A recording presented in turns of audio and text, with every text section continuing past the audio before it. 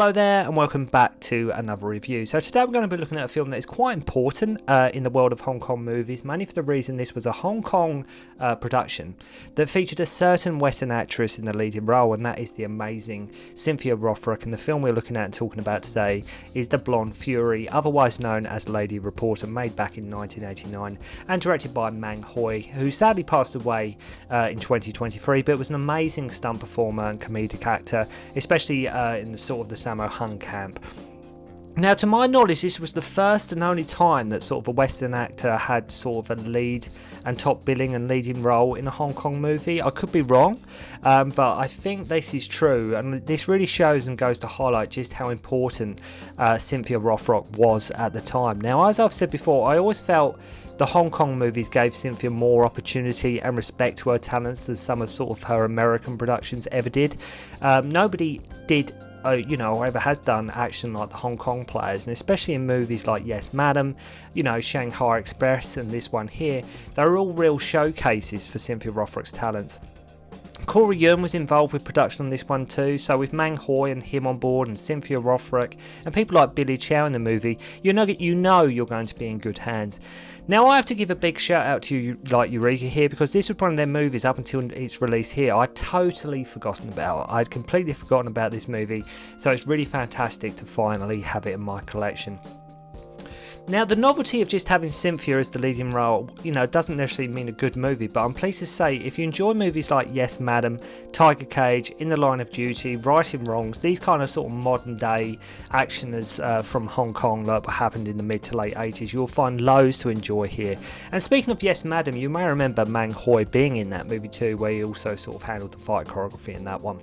Now, there is a scene in the movie where Cynthia, as Cindy, had to jump, I think, from a burning building, doing the stunt that sort of made her dizzy, and was informed by a doctor that she sort of jumbled her internal organs as she was landing on, all she had to land on was these cardboard boxes. I mean, that would never happen in a Hollywood movie, and that's why we love Hong Kong movies. It's real stunts, usually always performed by the stars themselves. But yeah, I read somewhere that this fall and this jump or whatever, she actually jumbled sort of some of her internal organs, which some of the things they have you do, or the stunt players do in these Hong Kong movies, as I say, there's no sort of it's like basically just put some cardboard boxes down and just fall and jump, and then away we go. Now, sometimes I mention sort of hair length when it comes to changes in between scenes. Like if you remember in Super Cop, Jackie Chan's hair changes quite a bit. Siu-ho's hair changes in Vampire vs. Vampire. He's also in this movie too, by the way. But in this movie, regards to the hair changes, it is more obvious than ever when it comes to Rothrock. It changes length and volume multiple times throughout the movie. I think this is largely due to the amount of reshoots that were taking place, and I think it was Corey Yuen who did these. I think Corey Yuen had to come in and do some of the reshoots, as far as I'm aware. And not Mang. Jackie Chan almost had given up trying to break the American market, and I think Golden Harvest sort of saw Cynthia Rothrock as a martial arts star who could sort of bridge the gap between the Hong Kong movies and American movies. Yeah, because Jackie Chan, he tried with 1980 Battle Creek Brawl, he tried again 5 years later with The Protector, and I think Jackie Chan, especially in the later, he had all but given up. America's it's not going to happen. It doesn't seem to work, and because you only need one movie to sort of break in. Obviously, Jackie Chan done it a number of years later. Well, 6-7 years later with Rumble in the Bronx. But I think Golden Harvest were very interested in Rothrock because Sammo Hung, obviously, had worked with her. She'd done films like Yes Madam and all these things, and Right and Wrongs, etc, etc. So she'd been in a number of Hong Kong movies at this point, and I think Golden Harvest saw as okay, well, she can be sort of she can be the person who sort of bridges the gap between our Hong Kong productions and hopefully venturing out into sort of Western sort of American movies. Now, make no mistake, the film does have some inconsistencies and may seem muddled in places, and whilst maybe not as fondly remembered as, say, Yes Madam, if you are a Cynthia Rothrock fan, then of course this is a must-see. So the state suspect that this guy in Hong Kong, Wong Dat, actually played by filmmaker Ronny Yu. Ronny Yu is in this movie, is the prime suspect in regards to sort of some counterfeit money. It's always a counterfeit money, a drugs thing, or a piece of film with a drug deal on it, usual stuff. And have to love how Billy Chow's name in this is actually Billy Chow. Anyway, you know, it's funny sometimes when they do that, when they just use it's like, just save giving the characters names, they can just use their real names. Anyway, they want to get someone into the Asian Post. Then we meet Cynthia as Cindy, getting picked up by a friend at the airport, and she wants a job at the local newspaper. It's worth mentioning that we also have Roy Chow in this movie as well.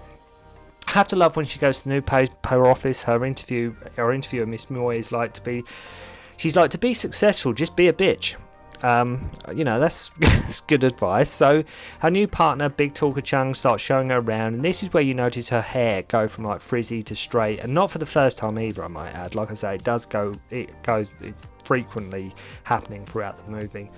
So they go to investigate this like building on fire. Cindy saves a child as Mang and his partner turn up, who are also reporters. We also have Wu Ma in the movie. I mean, see, we do get quite a number of Hong Kong veterans in this one. We also, like I say, with Wu Ma, Billy Chow, we've got Siu-ho here, let's say Mang. You know, there's quite a few. If you know your Hong Kong movies, you'll see a lot of recognisable faces.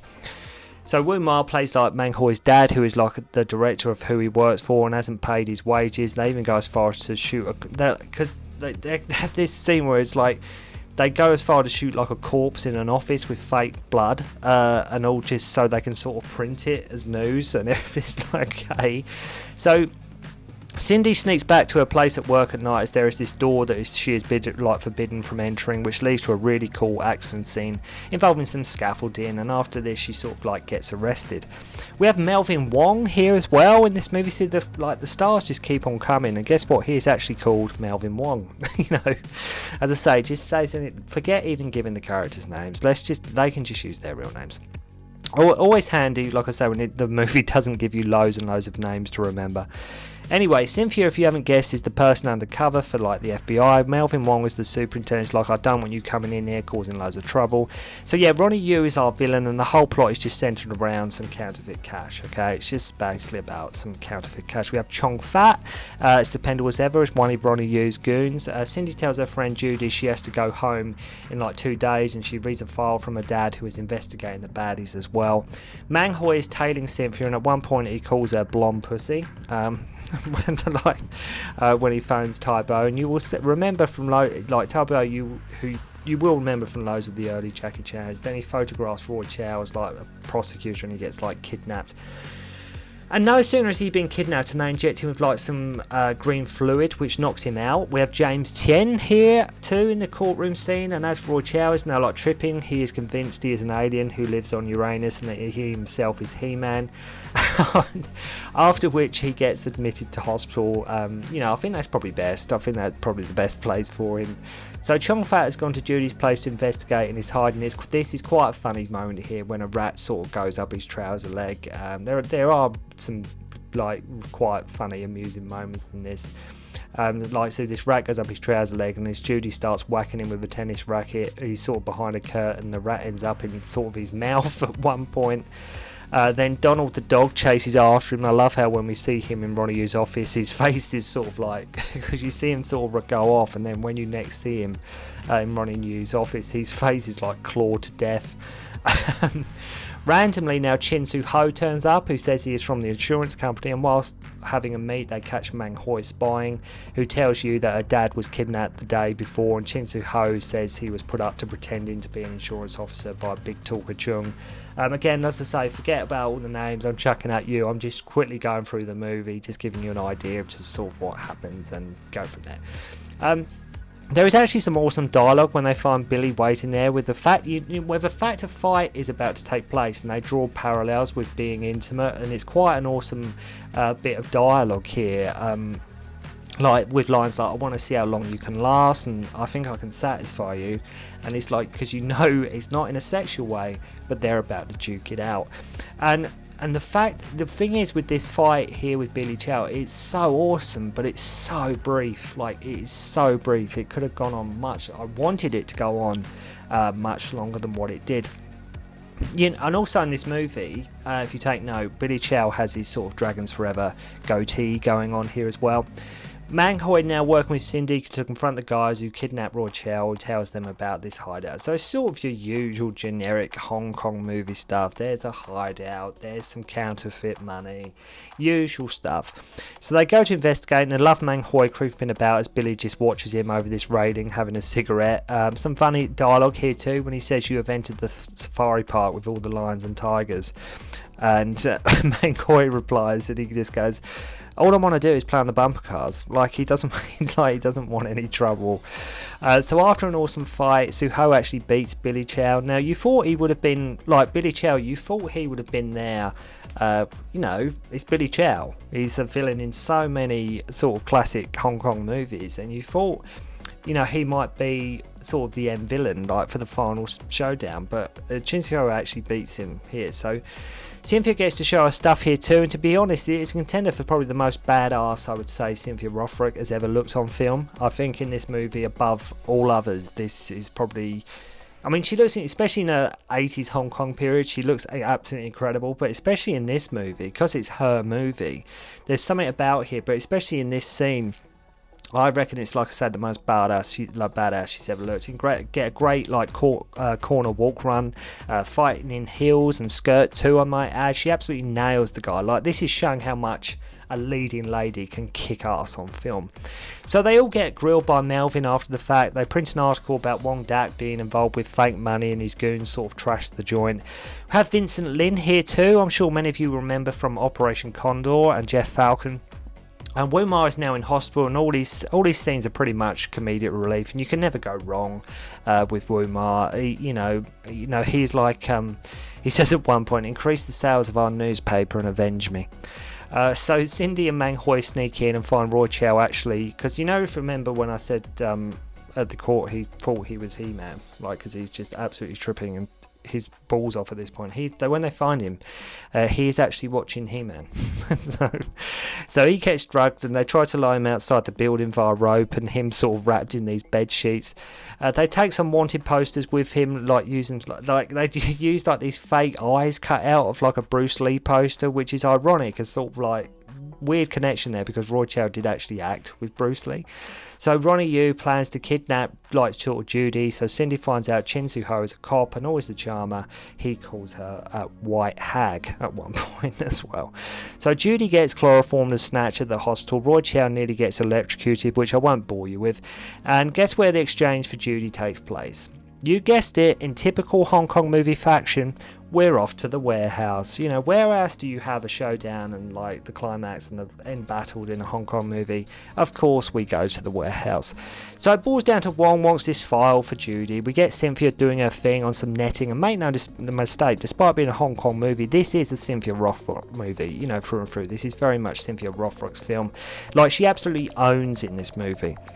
I like how when they confront her, why is the real file always held by the best fighter, and why does the one wanting the file wait for the extras to die before appearing? So Cindy sort of has to take on Vincent and company, and it's interesting with an end fight scene in a Hong Kong movie being for the most part Caucasian performers. As I say, you have to remember this is a Hong Kong production, but the end fight for the most part between Cynthia and Vincent is you think about it, it's Caucasian fighters. No Hong Kong players on screen at some points, and it's just awesome, great stuff. They fight in this narrow environment between these containers, and it's awesome. It just screams 80s Hong Kong action. So we have Bamboo's staff duel, and the music that plays whenever she fights always sort of reminds me of a Van Damme movie for some reason. Suddenly, Ronny is driving this truck at her.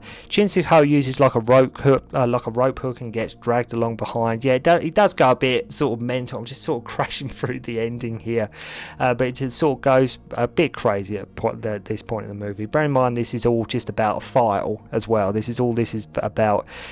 Siu-ho separates the truck cab, and the truck goes off the cliff and cue a big explosion. The movie just ends with this an airplane shot of Cindy sort of flying home with some cheesy 80s music But if you are a Rothrock fan, if you, like I mentioned, if you like films like Yes Madam, like your Tiger Cage, like your In the Line of Duty, your Right and Wrongs, you know, like I say, that modern day cops robbers sort of 80s Hong Kong action, you'll definitely have a blast with this one, and go and check out this forgotten Hong Kong gem, as in my opinion it really is the perfect showcase for just how perfect, how awesome rather, Cynthia Rothrock, you know, was and is. Because like I say, this film, she looks, I mean, especially her Hong Kong movies, they always bring out the best in any martial artist, any Hong Kong movie, they always bring out the best in all the fighters and all the performers. And in my opinion, in this movie, Cynthia's just never looked better. She's just never looked better on film, as I say, and just like she absolutely owns in this movie.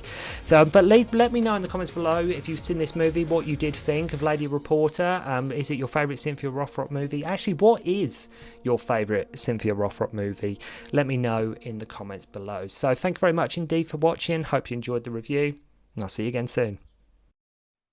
Don't concentrate on the finger or you will miss all that heavenly glory.